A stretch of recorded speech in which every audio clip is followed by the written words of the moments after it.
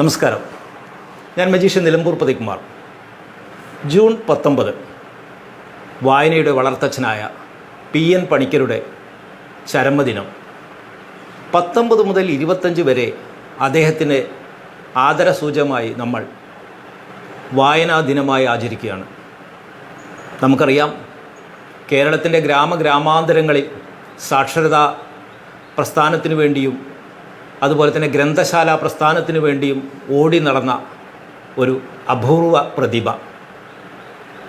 അക്ഷരങ്ങൾ അഗ്നിയാണ് എന്ന് ജനങ്ങളെ ബോധവൽക്കരിച്ച ആ മഹാനുഭാവൻ്റെ സ്മരണയ്ക്ക് മുമ്പിൽ ആദരാഞ്ജലികൾ അർപ്പിച്ചുകൊണ്ട് ഞാനൊരു ചെറിയ മാജിക് നിങ്ങളുടെ മുന്നിൽ അവതരിപ്പിക്കുകയാണ്. Please watch.